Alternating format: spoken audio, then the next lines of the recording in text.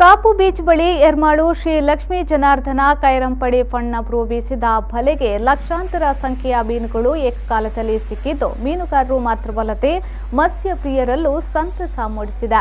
ಬೀಸಿದ ಬಲೆಗೆ ನಿರೀಕ್ಷೆಗೂ ಮೀರಿ ವಿವಿಧ ಜಾತಿಯ ಮೀನುಗಳು ಬಿದ್ದಿದ್ದು ಮೀನು ತುಂಬಿದ ಬಲೆಯನ್ನ ದಡಕ್ಕೆ ಎಳೆಯಲು ಮೀನುಗಾರರು ದಿನವಿಡೀ ಪರದಾಡುವಂತಾಗಿದೆ.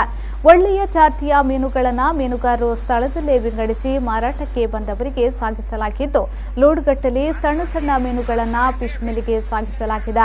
ಉಳಿದಂತೆ ಜನರ ರುಚಿಯ ವಿವಿಧ ಜಾತಿಯ ಮೀನುಗಳನ್ನು ಸ್ಥಳದಲ್ಲೇ ಕಡಿಮೆ ಬೆಲೆಗೆ ಮಾರಾಟ ಮಾಡಲಾಗಿದೆ.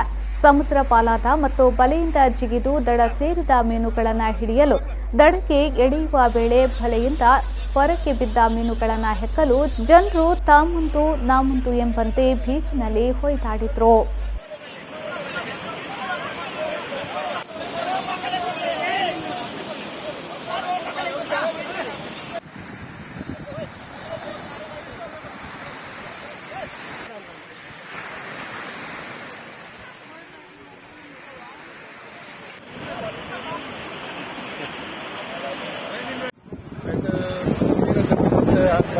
ಡ್ಯಾಮೇಜ್ ಆಡ್ಕೊಂಡು